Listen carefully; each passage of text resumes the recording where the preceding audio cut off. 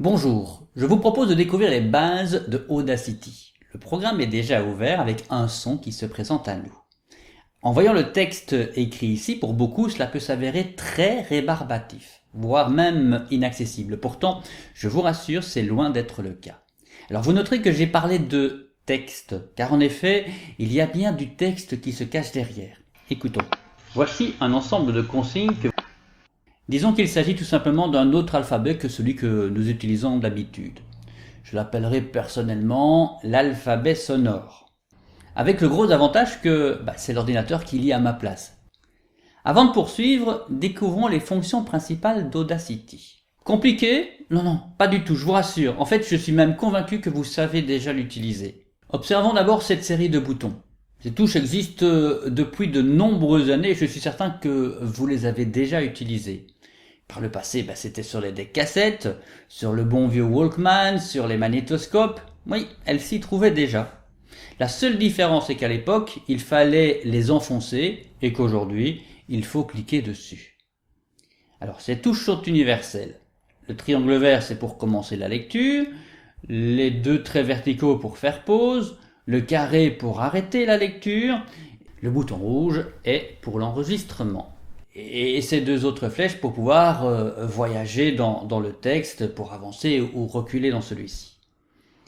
Je le disais, tout cela, c'est du texte. Si on regarde les touches qui se trouvent ici, il s'agit en fait des mêmes touches que celles que l'on retrouve traditionnellement dans un programme de traitement de texte. Le bouton couper, le bouton copier et le bouton coller. Il y a aussi les traditionnelles touches pour revenir en arrière ou pour agrandir. Rien qu'avec ces touches, je peux vous le garantir, vous allez déjà pouvoir faire énormément de choses. Quand nous serons un peu plus experts, nous irons découvrir les autres. Dans ce tutoriel, je vais vous présenter comment ouvrir un son, comment enregistrer vocalement un son et comment le sauvegarder. Repartons de zéro. Je vais fermer le son déjà ouvert à l'aide de la croix qui se trouve ici, à gauche de la barre de son. Le programme est tel que vous le trouvez en l'ouvrant. Commençons par ouvrir un son existant. Alors ça peut être un son au format WAV, le son en fait traditionnel, ou bien du MP3, ou que sais-je encore. Enfin, ouvrons le son, et comme dans de nombreux programmes, pour cela, je clique sur Fichier, puis Ouvrir, et je sélectionne un fichier dans mon ordinateur. Voilà. Le son apparaît. Pour l'écouter, je clique sur le triangle.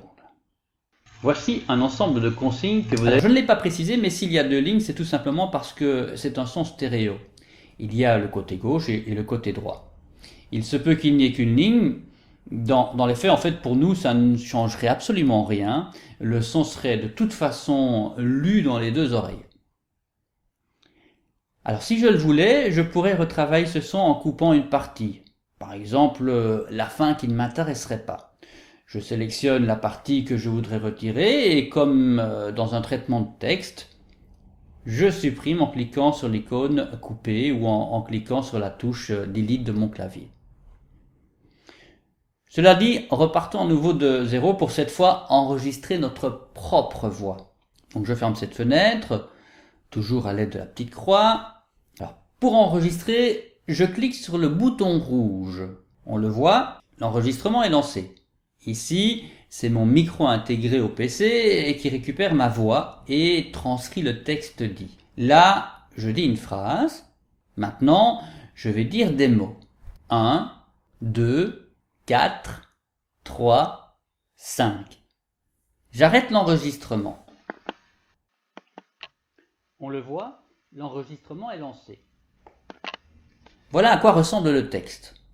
On repère ici une zone plus longue qui correspond à une phrase et ici les zones très courtes qui sont mes mots, 1, 2, etc. Les zones vides sont en fait des zones de silence. Alors ça permet facilement de repérer où se trouve le début d'une phrase ou d'un mot pour y revenir et par exemple recommencer à l'écouter depuis le début. C'est pratique pour les élèves quand ils doivent, par exemple, écouter une suite de consignes. Bref, intéressons-nous au fameux 1, 2, 4, 3, 5. Et supprimons le reste. Je dis, c'est du texte. Et donc, cela fonctionne comme un traitement de texte. Pour supprimer ce dont je n'ai pas besoin, je sélectionne la zone à effacer à l'aide de la souris. Puis je clique sur la touche Delete de mon clavier ou la touche couper. Voilà, c'est fait. Alors, je vais supprimer ça aussi. Je n'ai donc plus que les chiffres. 1, 2, 4, 3, 5. D'ailleurs, écoutons. 1, 2, 4, 3, 5. Volontairement, j'ai inversé 3 et 4. Alors, pratiquons comme dans un traitement de texte pour rectifier le tir. On a donc le 1, le 2, le 4, puisque j'ai inversé, et ici le 3. Je sélectionne le 4. Je clique sur la touche couper. Le programme l'efface, mais le garde en mémoire. On a donc maintenant ici en visuel le 1, le 2, et puis le 3. Je me place là où je veux replacer mon texte, donc ou replacer le 4. Après le 3, c'est logique. Je clique sur coller. Écoutons ce que cela donne. 1, 2, 3, 4, 5. Voilà.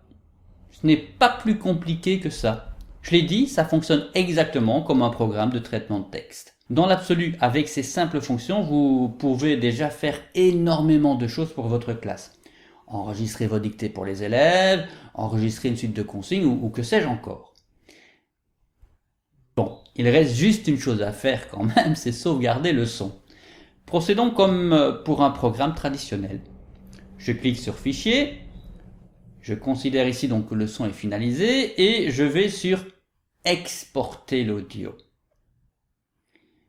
En cliquant sur Exporter l'audio, certaines versions vont me demander si je veux sélectionner le format WAV ou MP3. Bon, moi personnellement par défaut c'est du WAV et je m'en contente très bien. C'est justement pour moi l'idéal. J'ai introduit le nom de mon fichier, je l'enregistre. Alors on me prévient que le son sera finalisé, ça tombe bien, c'est ce que je veux faire. On me demande mon nom d'artiste. Oui, enfin bon, vous pouvez le faire si vous le voulez, mais c'est pas forcément vraiment nécessaire. Donc je valide.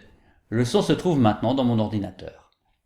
Bon, à propos, quel est l'intérêt pour l'élève d'utiliser un lecteur tel qu'Audacity, sur lequel apparaît la courbe sonore, plutôt qu'un programme de lecture de son traditionnel? Eh bien tout simplement parce que, je le disais tout à l'heure, grâce justement à cet effet visuel, on peut voir facilement les silences dans le texte, et donc si l'élève a envie de retourner pour réécouter une phrase, une consigne par exemple, il aura beaucoup plus facile de situer là où se trouve le début de la phrase, se positionner pour relancer sa lecture.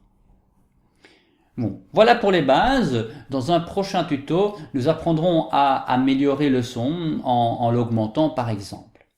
Plus tard, nous apprendrons également à réaliser un petit montage audio en insérant des bruitages ou une musique de fond.